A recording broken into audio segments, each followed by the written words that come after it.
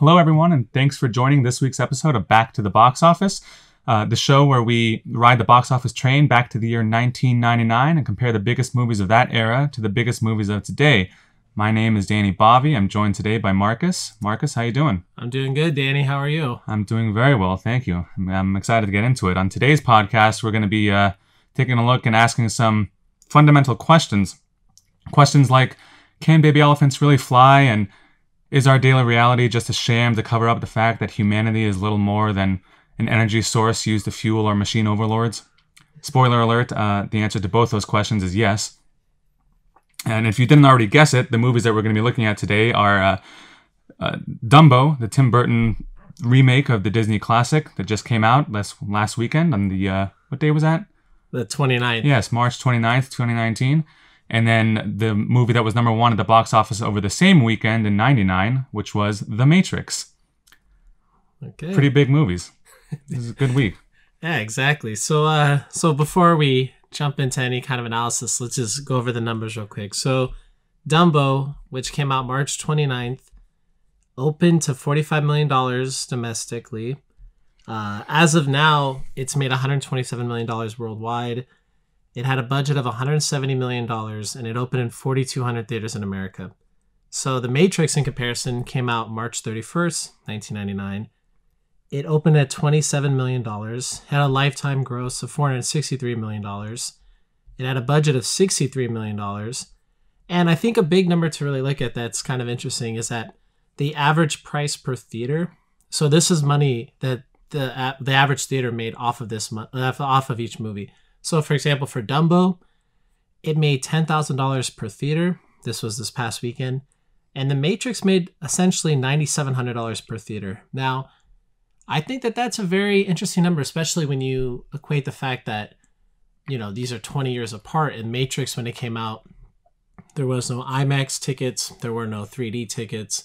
So that's also something to necessarily take into account. But yeah, so again, you know, even for The Matrix, obviously, since that movie's come out and it's, you know, came out 20 years ago and it's already on DVD, and lifetime gross was $463 million worldwide. And like I already mentioned for Dumbo, so it was $127 million worldwide as of now. It'll probably, realistically, Dumbo will probably end up with a lower worldwide gross than Matrix, I'd say. Or Yeah. I would be surprised if Dumbo made more than 500 million worldwide, especially when you look at the numbers as of right now. Yeah, it doesn't seem to be very well liked, I would say. Just critically, the audience reaction, I think, was underwhelming to Disney, and so I don't anticipate it having the legs that The Matrix did.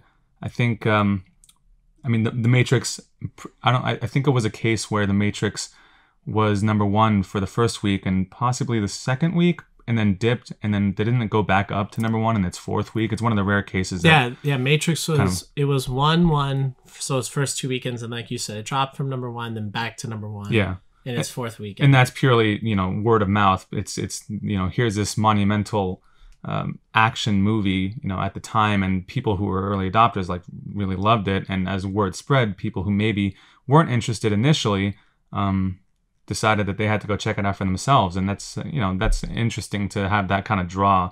And it's really only the kind of thing that happens when you do something unique and unexpected in cinema, as opposed to, you know, a lot of movies we see today, from all these blockbusters, the Disney movies especially, they're really front-loaded in their box office.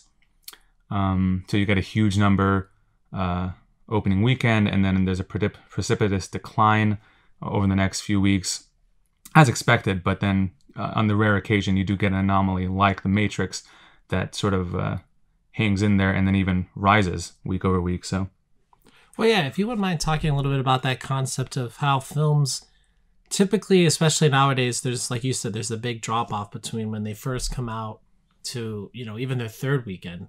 So, I mean, I think for a lot of people to take into mind, so for The Matrix, for example, right? It opened at $27 million, but its lifetime gross was $171 million, right? That's domestic. Yeah, it's domestic. So if you look at those numbers, you know, The Matrix, it's only 16.2% of its entire domestic gross was its opening weekend. Yeah.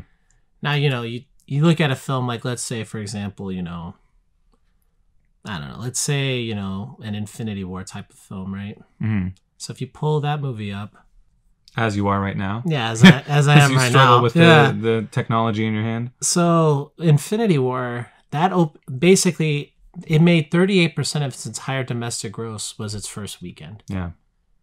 So, I mean, I think that's a huge fundamental change between now and then, especially in '99, is that films made like they had longer legs, or they had longer lasting legs, whatever. They just went longer. They lasted longer in the box office. Yeah, I think part of that might be just the ubiquity of streaming services nowadays. There's just so many options for people to consume content, whether it's Netflix or Amazon Prime or YouTube. And so people who are like diehard for a franchise or for just going to the cinema experience in general, they're going to go the first week or two.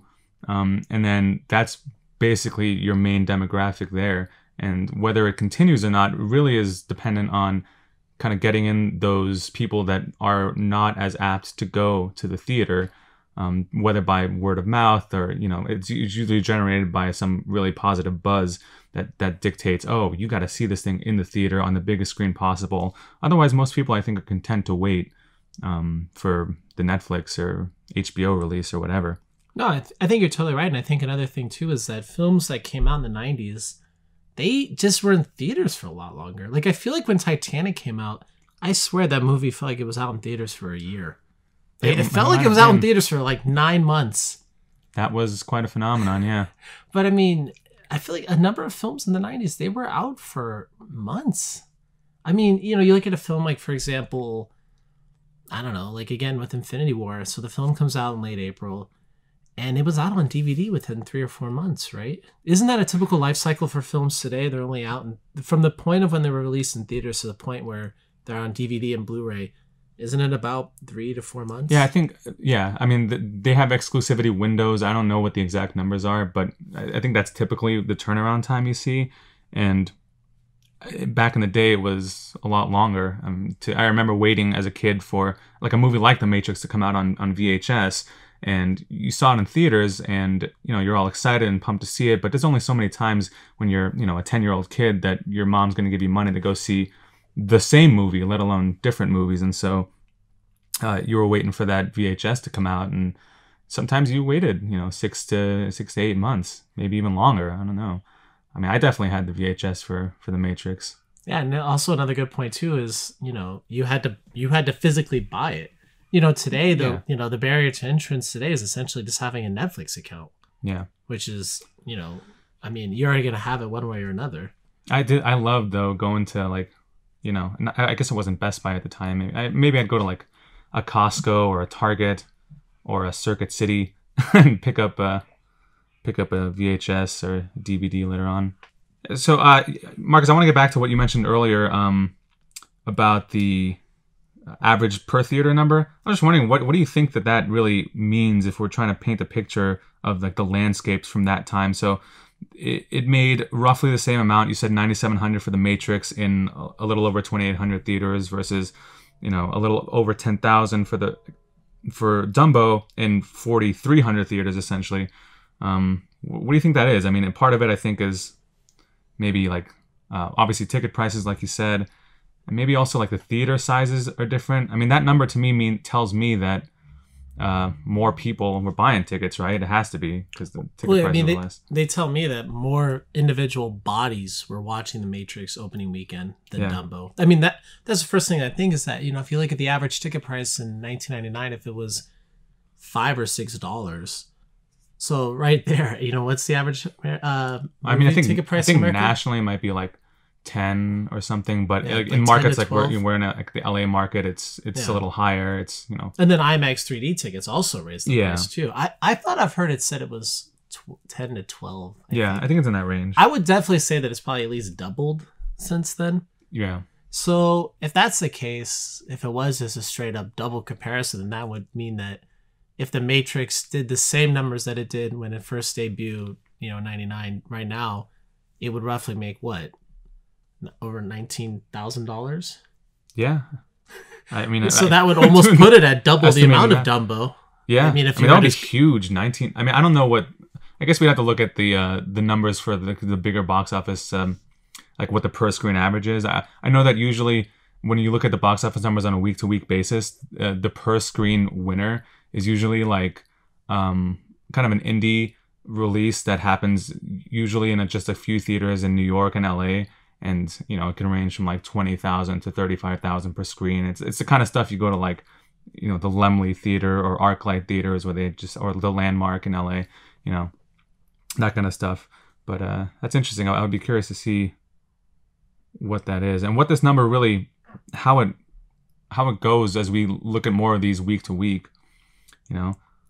Yeah, I mean, according to, you know, Box Office Mojo for Captain Marvel's at $35,000. That's pretty good. Yeah. So that's its average per theater. So in the first week or overall? That's overall. Wow. But largely driven by the first week. But yeah, I mean, it's interesting. I mean, capacity for theaters now is also shrinking, which is interesting because of, you know, the whole movement where in order to draw people back into the theaters, we have to make it more experiential. And so we're serving food and alcohol.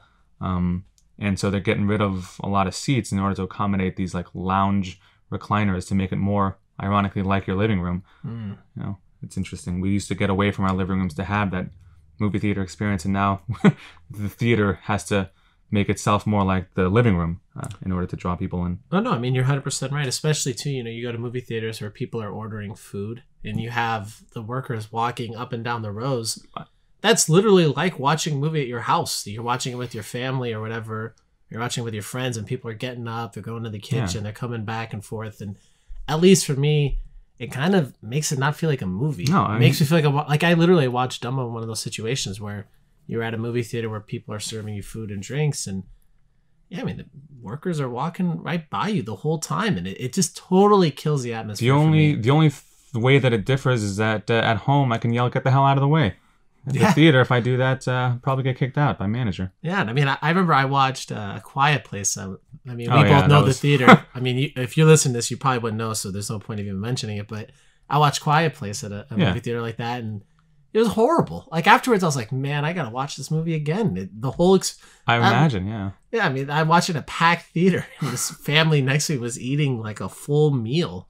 So it totally killed the atmosphere. Crunching on their popcorn, shrimp, and French fries. I mean, it's not even normal movie theater food. Squirting the ketchup bottles. And they're eating in the dark. Their spoons are clinking on their chocolate sundae mugs. You know, it's definitely ridiculous. Does not feel like a movie theater as much. Anyways, so I guess obviously for The Matrix, everyone has kind of talked about their opinions about it overall, but I guess what were your thoughts of each movie, Dumbo and The Matrix? And how would you, maybe also in comparison to films of their own time? So it's not just necessarily a head-to-head, because I think most people are going to say The Matrix is better than Dumbo. Most people aren't even going to remember Dumbo 100%. 5 years from now. I mean, I think The Matrix is so unique in that time period, in any time period. I mean, it's got the veneer of an action movie, but it's much deeper than that. And you said the budget was only what 63 million, and so when we consider that, like, that's a lot, but it's not that much when you consider what a technical marvel it was. I think a lot of that went into just those few key set pieces with the bullet time and all that stuff. But man, The Matrix was I just watched it again on Sunday. I think so. The 31st, I think, was the actual 20-year anniversary, and I just kind of happened to watch it. I mean, I knew we were going to do this, so I was going to watch it anyways, but it just really grabbed me again. I mean, it was like, it's an amazing movie. Watching it, for the first time all over again. Well, I think with The Matrix, something that's so great about it is that it holds up so well in 2019. I mean, granted, you could look at some of the effects and say, oh, that looks a little cheesy here or there, but I mean, honestly, I still think it looks incredible. Like the scene where the helicopter crashes into the building and it kind of ripples and then explodes.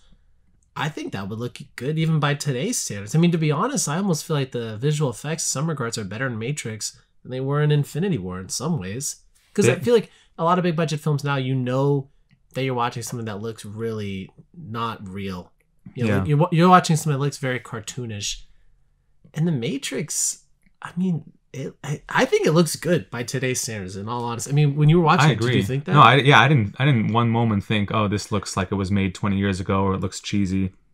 I mean, you can get that with movies, in the mid 2000s. I mean, I got that when I watched Venom from last year. So Yeah. it's really not a consequence as so much of when it was made, but how well it was made. You know, what did they do with that $63 million budget?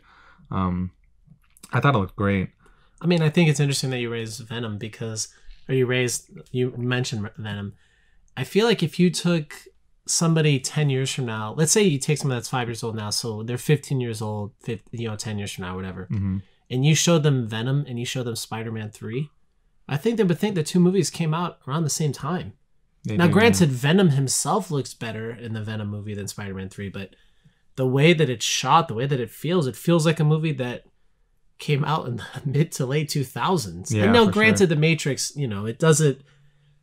it's shot differently than how films are today. I mean, it definitely doesn't look like a film that just came out, but yeah, I mean, the action's incredible. Like you said, the plot's incredible. I mean, it was such a big thing when it came out. And I feel like, this whole idea of comparing it to films that came out around the same time it did. You look at a film like Fight Club, came out the same year, and just the whole, angst of people in the 90s. Yeah. I feel like The Matrix took that idea of Office Space and then basically just brought in this, like, it mixed Office Space with The Matrix or not The Matrix, Terminator. It mixed Terminator and Office Space with action, and you got, I mean, and Office Space came out the same year. It's interesting looking at that. So, The Matrix I think it's an example of a movie that would not get made today. It's certainly not in that form. It's a big budget, like, action, not based on any IP, not based on any existing properties. It's a totally original concept, and a lot of studios today are just risk averse. And that's partially because the market dictates that people like to go see things that are based on comic books or based on novels or other properties, video games, whatever.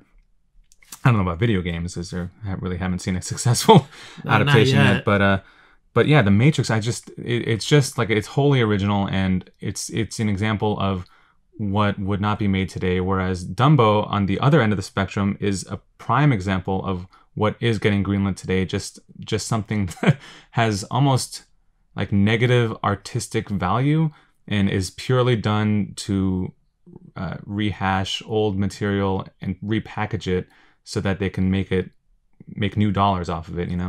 I mean, I agree with you. I mean, I feel like, so Dumbo is directed by Tim Burton. I mean, I like Dumbo, but I totally agree with you that they basically, the only reason that Disney greenlit this film was because they thought this can make money.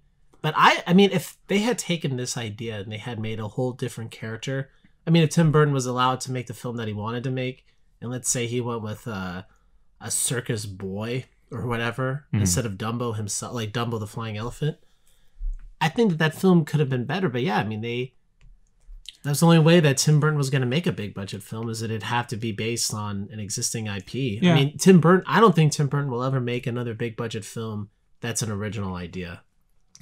Maybe not. I mean, the way the market's going. I mean, and to be fair, I mean, all movies are greenlit because of their potential to make money. There's no studio that's going to say, oh, well, we know this is going to take a loss, but we believe in its artistic value so much that we're going to do that anyways. I mean, they greenlit Matrix because someone had faith that this idea would catch on. And maybe they budgeted it appropriately for that eventuality of, it may not make money because it's kind of high concept, maybe a little too high concept. So I mean, not to say that Dumbo doesn't have its, it was fine. Dumbo was fine. I mean, Tim Burton's obviously a really competent director. I'm not sure that the movie works on a human level. On an elephant level, I thought it was pretty decent. The humans, though, they seemed a little, Dumbo was the most human character in that movie, and that's a problem. Oh, I mean, in my opinion. But I totally agree with you. I mean, I think Colin Farrell, I think he was maybe just a little bit too sad. Like, there was just something about him where he starts off the film, his wife's dead, he's missing an arm, and now he's a single father working in a fair, and he has no possessions left. Yeah. It's just a lot to start off a film with, right? Yeah. And I honestly think the thing that I noticed the most about the film was Michael Keaton. Like, I hated his accent. It was very bizarre. It was a bizarre choice. He broke his accent in the beginning of the film. Like, so when, or at least when we're first introduced to him, when he takes Danny DeVito into the whatever wheat field by themselves or whatever it is. Yeah. And he kind of started talking like how he normally talks. So I thought to myself, okay, that whole accent was, he knows in the world it's a fake accent. Now he's going to talk like how he would normally. Then he goes back to it, though. Like, it just... I hated it. I hated his accent. Yeah, I wasn't a fan of some of his acting choices, or just most of them, which is... I'm a huge fan of Michael Keaton. I just... Maybe this wasn't the right role for him. And I was excited, he's reuniting with Tim Burton and Danny DeVito after Batman Returns all those years later, so... Yeah, what I was looking like forward to it. 30 years later? 28 years later? Yeah, well, when did Batman Returns come out? 19... Is between 90? Yeah, 89 to 91 probably, 92. Yeah. So, it had potential. I was looking forward to it, but I saw it, I saw it with my fiance, and she's a huge Disney fan, and I think I've only seen the original Dumbo once, honestly, and I didn't really remember that much, but watching it with her, she was just commenting on how, like, She pointed out the fact that there really are no humanoid characters in the original. Yeah, I heard about that. I had never seen Dumbo either, but Yeah, I mean, I've seen it, I just don't remember it, and yeah, she's right. Like, first of all, that movie's like 60 minutes long. It's very, very short, and so they really had to do a lot of storytelling here that's not based on the original. So I guess in that way there is some artistic merit to it, kind of contradicting what I said earlier, but I just don't know how successful it was. Yeah.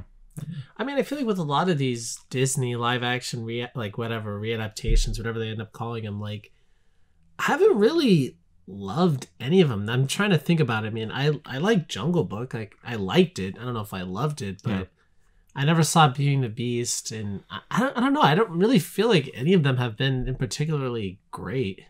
I think I've seen all of them, and I thought Cinderella was really well done.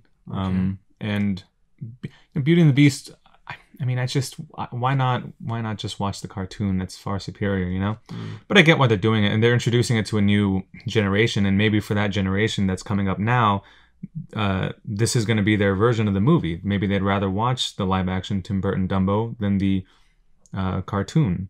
It's the Dumbo cartoon for kids that are 10 years old. I mean, it's probably older than their grandparents. Yeah. Oh, and I mean, if you're it's not really for, like, Taylor. My fiance was mentioning that there's the pink elephant scene. Remember in the movie, and when they're in Michael Keaton's tent, and there's those balloon elephants dancing. That's like the famous pink elephant scene from the cartoon. And in that scene, the context of it in the original is that Dumbo gets, like, really drunk.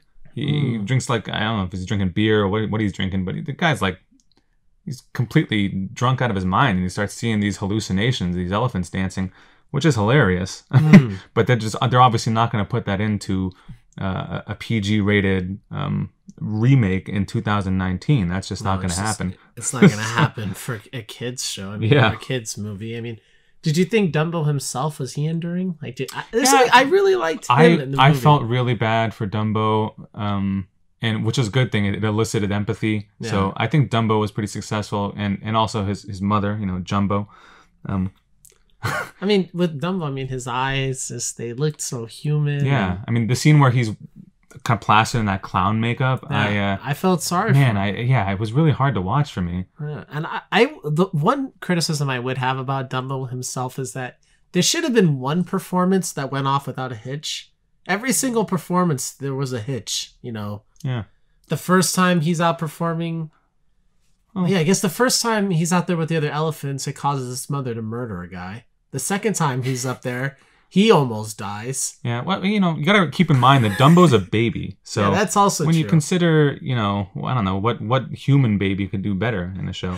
Yeah, I mean, I guess I would have just liked to see one good one. Because, the third time she almost dies, and I guess the fourth time is the best one, and they escape the tent.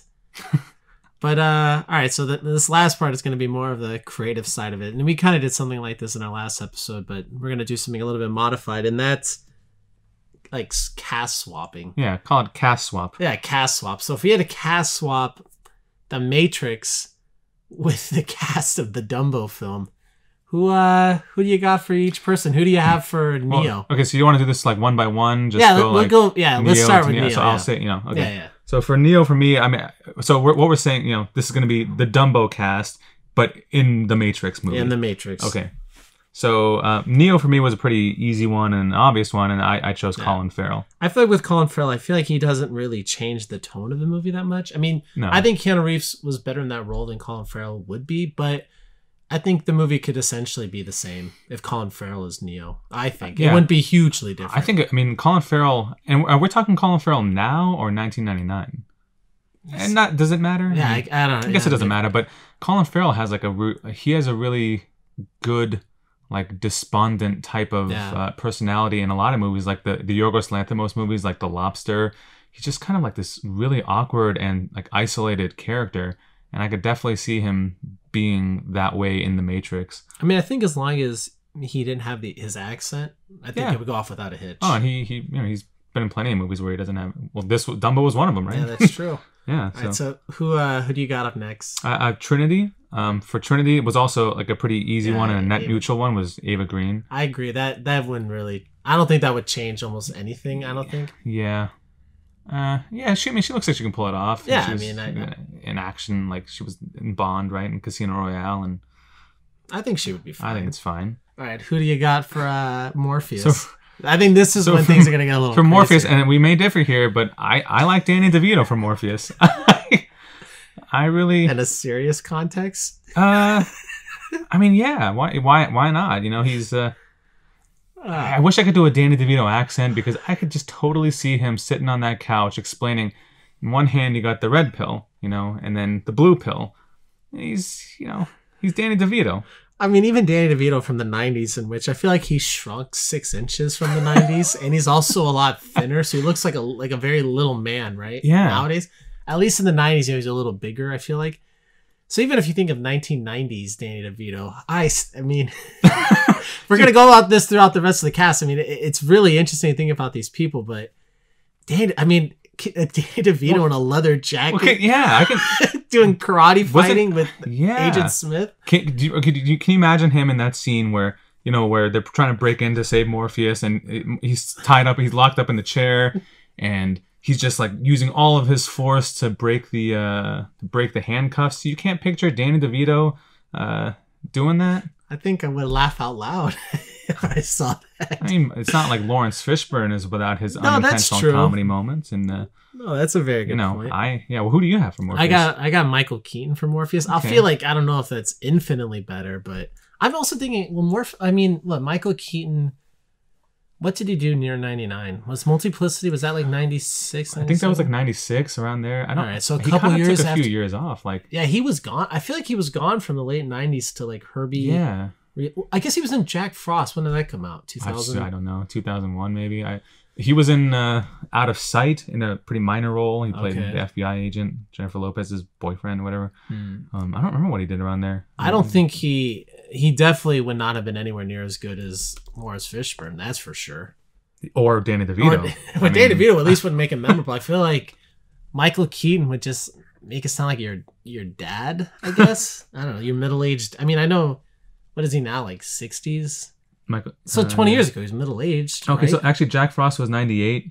Okay. Before that he did Out of Sight. And he was kind of took a break there from the whole movie star thing for a few years. Who do you got? So we disagree with that one, but well, I think that the world would agree with Danny DeVito, but I mean, I guess we could put out a poll at some point. So for Agent Smith is where I had Michael Keaton. Okay. He does a good bad guy, He's a. Well, you see, I feel like I would have put DeVito, but I have DeVito as Cypher. Okay, yeah. Because I think that would be really funny, the kind of Judas Iscariot role of Cypher. I have for Agent Smith, I got Alan Arkin. Okay. Just because of the name. I mean, I know he would look ridiculous in a suit. I mean, this film came out, 8 years after Edward Scissorhands? When did Edward Scissorhands come out? Like 91, 92? Yeah, and Edward Scissorhands, Alan Arkin looks old in that movie. Yeah, he's kind of a feeble looking man. He's looked like he's been old forever. That's why I feel like Michael Keaton. He looks like he can beat some guys up. Especially you put some muscle on him. I could see that. I mean, it's not like Hugo Weaving is like the most muscular guy in the world. He looks intimidating with the glasses and everything. Michael Keaton looks good in glasses. That's true. Not that Alan Arkin doesn't, but who would you have for Cypher? So for Cypher is where I had Alan Arkin. Oh, okay. Because I can also see that. Yeah, I don't know. He seems like he could do in that sort of morose way. He's like, I know what you're thinking. Boy, oh boy, I wish I had taken the blue pill. In that kind of like exasperated old man voice. I could see that. I think one that we talked about off camera before, but the role of the Oracle. Yeah, so for the Oracle, I envisioned Dumbo. See, I also after when you said that last week, I thought that's great. I don't know. I think Dumbo would be perfect because the Oracle is like she's made mention of for a few times in the movie, and it's kind of like, who is this Oracle? She's really mysterious, and she's gonna tell you exactly what you need to hear, and she can see all and knows all. And then you show up, and it's Dumbo, and that just seems really, really like it would be perfect. Well, I also think that if The Matrix was made today by the same people, they would have had the Oracle been some kind of weird CG thing. You look at like Cloud Atlas or Jupiter Ascending. Probably. They just do a lot of, the Wachowski brothers or sisters. Yeah. Wachowskis. Yeah. Yeah, I mean, they do a lot of weird stuff now, so I wouldn't be shocked if the Oracle was some random CG something or another. Yeah. I just think it'd be funny to watch Dumbo as the Oracle like pick up the spoon with its trunk and hand it to Neo. Yeah. And then it'd be great if Dumbo is an elephant, so he's going to be just making elephant noises. We're not giving him a human voice here. No. So he'll make these noises, and then Colin Farrell is going to be there reacting as if he's having a real conversation in the exact same way that you can do it right now with Keanu Reeves, and I think it works really well. Well, I'm just trying to envision I forgot who you said for which role, but I'm thinking my own. I've got Colin Farrell as Neo, Michael Keaton's behind him as Morpheus, and Dumbo's handing Colin Farrell a spoon. Yeah, in my case, it's going to be Danny DeVito behind Colin Farrell. Yeah, he'll have to be standing to the side because he won't be able to see him if he's standing right in front of him. But he's like, "Hey kid, he tells you what you need to hear." Yeah, he told you exactly what you need to hear. Don't worry about it. I feel like that would make such a hilarious skit on like SNL or something like that. I feel like, I don't know, swapping the cast the other direction for Matrix and Dumbo, I feel like it's not really as funny. Like no, but I had to. Was that all you had for the Matrix? Yeah, those are the big ones. Because I went through the rest of like the we can run through them real quick.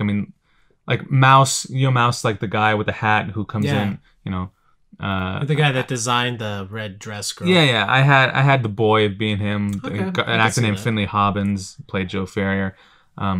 APOC, the guy with I think he's got like the man bun. Oh yeah. I had in Dumbo, he was the guy. His name is Roshan Seth. He's the guy with the cobras and the flute. I can see that. For Switch, the blonde haired woman that gets unplugged. I had the mermaid lady, possibly in the same outfit.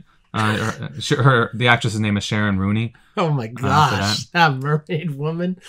So that'd be hilarious. And for the other agents, not Agent Smith, I had the girl who played Colin Farrell's daughter, Nico Parker, I think her name is. As an agent? Yeah, and the reason I had her as an agent is because I thought that her performance was just lacking so much human emotion. She was a little robot. Yeah, and she disappeared. She seemed robotic, so I was like, oh, she would be perfect as an agent, even though she's a little girl. But I almost feel like with the two little kids that were in it, Colin Farrell's kids, I almost feel like Tim Burton wrote the whole story, and then someone said something like, "Kids should be in this." Then he just wrote. He's like, "Oh yeah, you're right. Kids should be in this." That's movie. Exactly what I thought. I was like, what are they? Why are they there? And if they're there, why is the father there? Like, why not? Because I don't know what Colin Farrell did. Like the girl was doing the training, and she was the one who. So you could have easily gotten rid of Colin Farrell, I think, and I don't know. It's the same movie. Yeah. I mean, and it's weird too, because I feel like for large swaths of the film, they're kind of just, I feel like once they get to Dreamland, they kind of, I feel like don't do a ton after that. I feel like there's a number of scenes, they're not even in the scenes. Yeah, they're not. So, yeah, I mean, I think, so for the agents, you got her. How about the strong man? Oh, for Rongo, the Strongo, I had him playing Tank. Oh, okay. I can see the that. operator. And then the last one I put down was the woman in the red dress in that simulation, that they're walking through. Okay. For that one, I had Jumbo the elephant. So that's Dumbo's mother. Dumbo's mother, yeah. So walking around in a red dress. Well, yeah, it works because that scene you're setting up here's the monotony and the uniformity of the workaday world, and then the woman in the red dress serves to distract from Neo to grant his attention. Wouldn't you look at an elephant walking down the street, with that kind of bejeweled stuff that was around her, the leather straps and everything? I mean, that would certainly mean. And then he looks over, and in your case, Danny DeVito looks over. Hey, did you see that elephant in that red dress? Exactly. He's like, how could I have missed it? Exactly. I mean, yeah, that might be better. I mean, if they ever do remake the Matrix. Well, that's the thing. The craziest thing, and you mentioned this earlier, is that when the Matrix came out, it was greenlit, and people were okay with making original movies and giving them budgets. Yeah. The only way that a Matrix film could get made today is if they remake it, and Warner Brothers has talked about remaking it. Oh, yeah. I mean, literally remaking the Matrix is so anti-Matrix. Exactly, yeah. I mean, it's the antithesis of, it's an old property. We've already seen it. What could you possibly do to the Matrix to make it really any better or more beloved? I mean, it could make more money. Like, if it was really successful, it could make more money, but... It's like trying to be countercultural by appropriating other culture. Exactly. It doesn't make any sense. Or it's even like with Terminators. I mean, at this point, we've run out of Terminator. Like, the whole idea of this, time traveling battle between man and machine. I mean, when it came out, it's like, wow, that was really interesting. It was good for the time. But now, I mean, I feel like it doesn't even mean anything anymore. Like, just let that property lie and let the Matrix lie. I mean, I'd be okay watching maybe shorts of the Matrix, like something like Animatrix, but maybe maybe even a television show I think could be okay for the Matrix, but a whole new movie, I think that would, I don't know how it would be better than the first Matrix. I agree. I don't think. I mean, I wonder, are they talking about doing a reboot or a remake? Like, is it? Yeah, I don't know for sure. And I haven't heard one way or the other. I guess I could see it both ways, because if you can get Keanu Reeves back. And it's kind of like, I guess, Star Wars situation where you get the old cast back for a little bit to kind of usher in this new generation.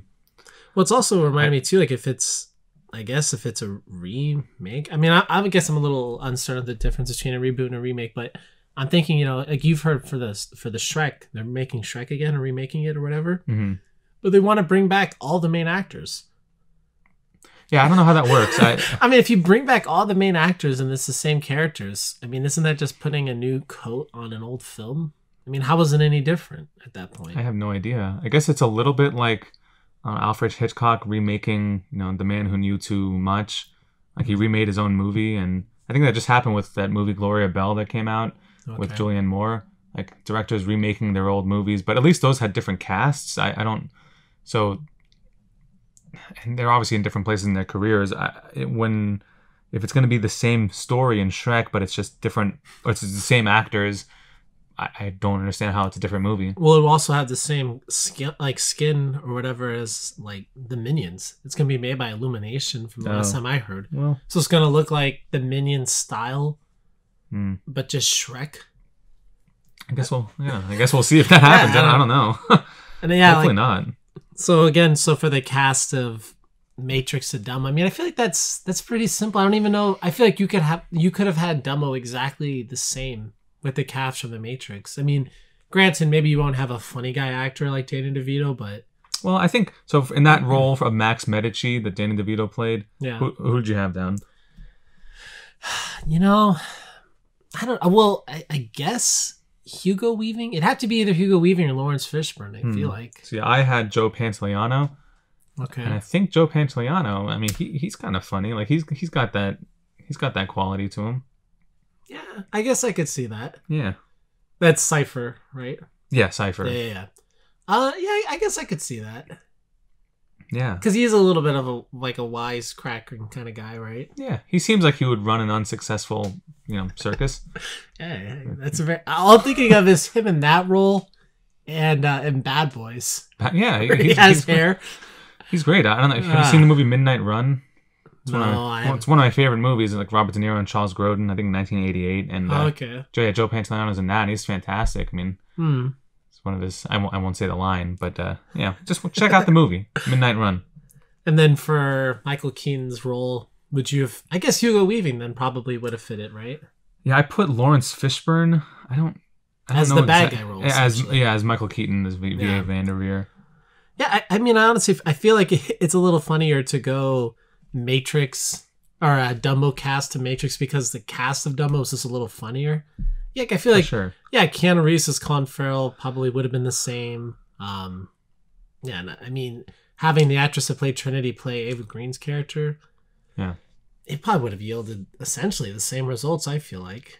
Yeah, I mean, there's not a lot. I mean, I guess when you get to the role of Dumbo, there's going to be a huge change. I guess you'd have the woman that was the Oracle. See, I had her for Jumbo, the elephant, because she's a little older. Yeah, I could see that. Yeah, for Dumbo, I had the guy who played Mouse, an actor named Matt Doran or Duran.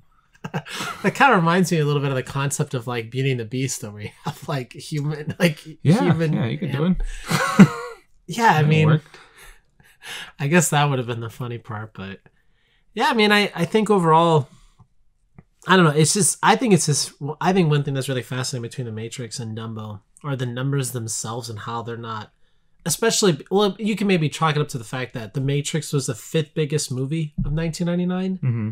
And probably when everything's said and done, Dumbo will be what, 20th highest grossing film of the year?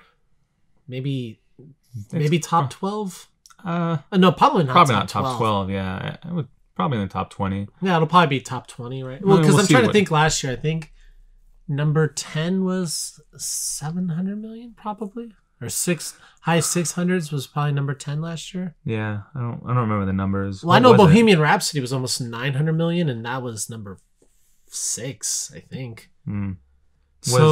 Was it Mission Impossible? Like, was it around like in the 500, 600 range? Yeah, I don't know, but kind of tangentially, the week that The Matrix came out was also the week that 2 other movies came. Well, one of the movie in particular, which is kind of a cult hit, is 10 Things I Hate About You. With Heath Ledger and Julia Stiles. That's a fantastic movie. I mean, and that kind of achieved that cult status, and it's an adaptation, so it's gonna. It doesn't really count, I guess, because it's Shakespeare adaptation of Taming of the Shrew. But yeah. So for 2018, the 10th highest grossing film was Fantastic Beasts, and that was at 650, and 9 was Deadpool 2 at 785. Are these domestic? No, this is total? Worldwide. Okay. So Dumbo probably will be closer to 20 when everything's said and done. For top highest grossing films of 2019, Dumbo will probably be closer to 20, and Matrix, like I said, was number 5. But I mean, number 1, which the weekends are almost lining up. The number 1 highest grossing film in 1999 was Episode 1, Star Wars Episode 1, The Phantom Menace. When? The number 1 overall. Yeah. 1999, the release. Yeah. But I think that's coming up. I have to double check, but that might be coming up against our Endgame. Is it? Endgame episode. I thought Episode 1 was in summer. Was it? I have to maybe double check, but I don't know, because I feel like at that time the blockbuster season actually started in the summer, whereas over the last few years it's kind of retreated earlier and earlier into like March and even February with Black Panther last year. Yeah, you're right. So Episode 1 was May 19th. Okay. So there might be a weekend though where Episode 1, probably Endgame will be number 1 for 3 weeks. Yeah, I don't know what's coming out around it. Yeah, because that would be its 3rd week in release. Will be The Phantom Menace's first. Mm-hmm. So we'll have to see. There could be a little bit of crossover there potentially. Yeah. Well, I don't know. Well, definitely. Well, yeah. Thank you guys for listening. Back to the Box Office, episode number 2. we'll be on the lookout for more episodes, I guess. Yeah, I don't know what to absolutely. say. Yeah, Danny, thanks for coming on. And Yeah, this is thanks. Marcus. And yeah, thanks again.